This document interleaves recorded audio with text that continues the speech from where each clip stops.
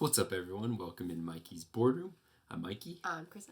And this is our boardroom. And tonight we're going to do a review of Dune: The Rise of Ix. The Rise of Ix expansion. There you go. I will not start over. Anyways, the Rise of Ix expansion adds a few new things to Dune. It adds new cards. It adds some new characters. It adds some Dune Imperium, by the way. It adds tech tiles that you can buy to give yourself powers and abilities throughout the game. It adds a whole new shipping track, which gives you new rewards and kind of a new objective to go for. It adds dreadnoughts, which increase your military strength, so it kind of changes combat a little bit. And I think that's all the stuff it adds, basically. The cards, they add a lot more ways to trash your cards that you don't want. They also have a new system where some of the cards will let you send your agent to a location that somebody else already has an agent at. There's also a new system where there are discard bonuses, where if you discard certain cards, you get a bonus if you use that as a discard or a trash card. That's kind of the new stuff that it adds. The new character abilities are all, I don't know, they're fine. They're fun, but we'll get into it. Into it. Indeed. So let's talk about positives. Mosquito again. Okay, let me get the mosquito. This little guy's... Did you get him? I think so. We'll see. So yeah, it adds a lot. Changes things up a little bit. It does. So let's talk about what we liked, what we didn't like, and any other thoughts that we have. Okay. Do you have anything you want to start with? No. And obviously, before we start, disclaimer, gratuitous male nudity in this review. What? What are you talking about? You're so weird. I don't know. You're such a weirdo. Okay, so let's talk about the things that we liked. Do you have anything that you liked? I liked that I won. Besides that? I actually really liked... That was bullcrap, by the way. That was amazing. That was so good. That just shows how good I am at this game. No. Yes, it does. I really liked the tech tiles. I actually, at first I was like, these are stupid. And the first couple times we played, I didn't even touch them. But once I started using them, I realized, how much it adds to the game. I didn't realize it was missing something. Yeah, they give you power-ups and abilities that last you throughout the game. So, this one, on your reveal turn, if you have the High Council seat, which if you play Dune, you know what I'm talking about. If you have the High Council seat, during the combat phase, you automatically get 4 swords added to your combat. So that's every single round at the end of the game. Some of them, this one, reveal turn. If you have 6 or more reveal points, you can trash one of your cards in play. So more ways to trash cards you don't want. So they add a lot. I really like the tech tiles. I really like the tech tiles. Yeah. And it makes the game harder. Yeah. Because your turns matter more. Before, it mattered still. Yeah. Before the expansion, but I feel like every turn has to be thought out and there's more to do and everything's sort of important, and but the game's just as long as it was. Exactly. So yeah. it's Exactly. Yeah. I agree. You said it perfectly. The tech tiles are really fun. I guess we'll talk about the other new thing, the shipping track that it added. That allows you to send your disc up that shipping track, and it gives you all those extra rewards. So I really like being able to, do that to get silver, extra spice, more troops. It just adds, like you said, another thing to go for. It's a little bit less, there's other better things to do a lot of times, but if you don't have something to do, it's nice. It's really nice, and it pays off. Yeah. It always pays off. It was never my first choice to do that, but it always paid off just going there whenever I kind of didn't have a better thing to do. And also if you get stuck, so if you're going down one route where you really need some coins, whatever it's called, Salari. And there's not a whole lot of good ways to get it in this game. So that adds that's a way to nice get 5. way to do that gives you 5 silver of Salari. I liked that it added a lot more ways to trash cards. I kind of already said that. That was my biggest negative from the base game, was that there was not enough ways to trash your cards. So that deck that you start with is your deck. Basically, you can get rid of, it felt like 1 or 2 throughout the game. Agree. But now it feels like by the end of the game, I've gotten rid of half of that starter deck at least. I agree. And I've got, a bunch of new cards, and it just feels a little bit more like what I was looking for in a deck builder.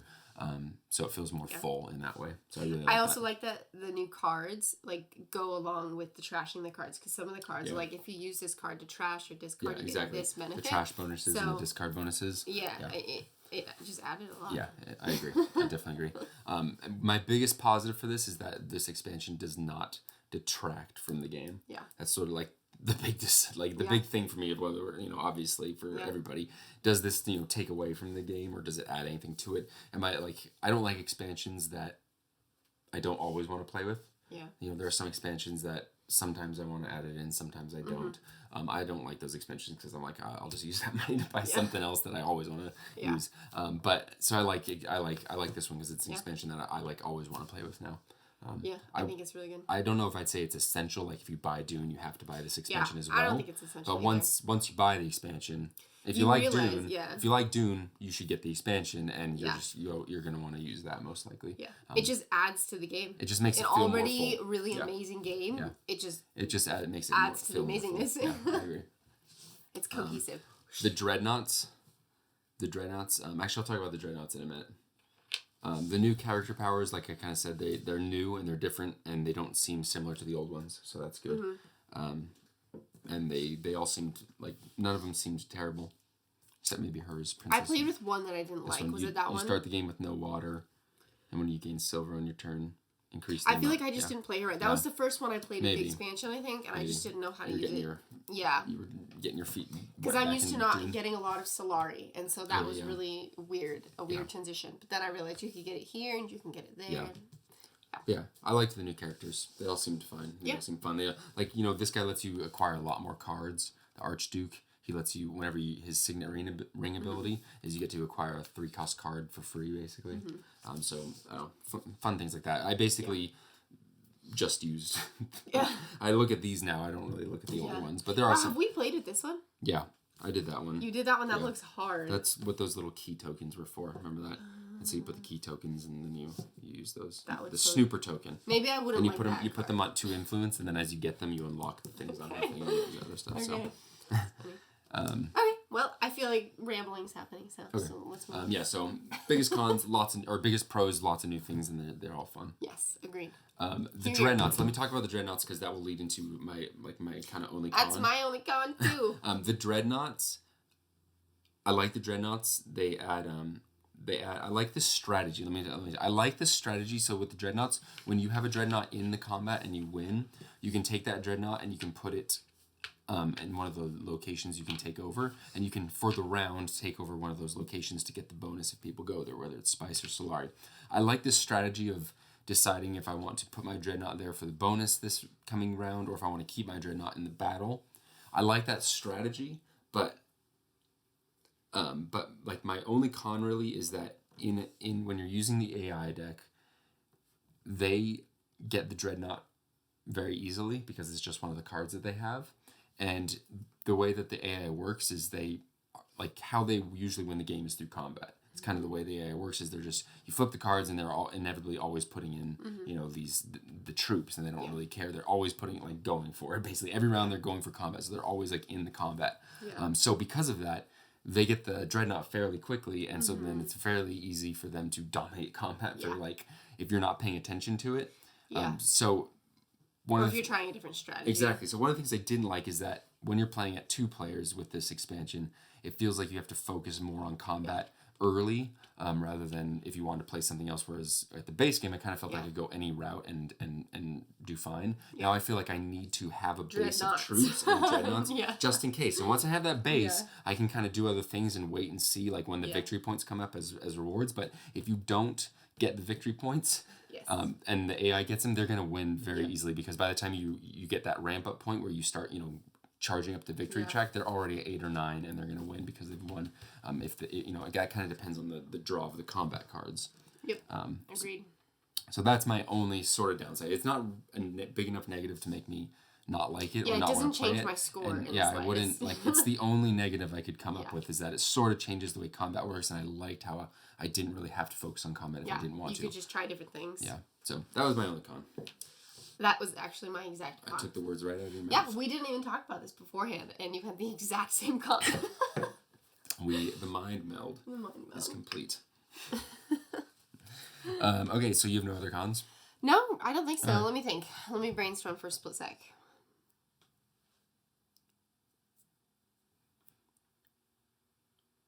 Nope. Okay. Should have look at every inch. I of did. the I board. really wanted to think about it. I like being critical with games, but Dune just is like. It's so good.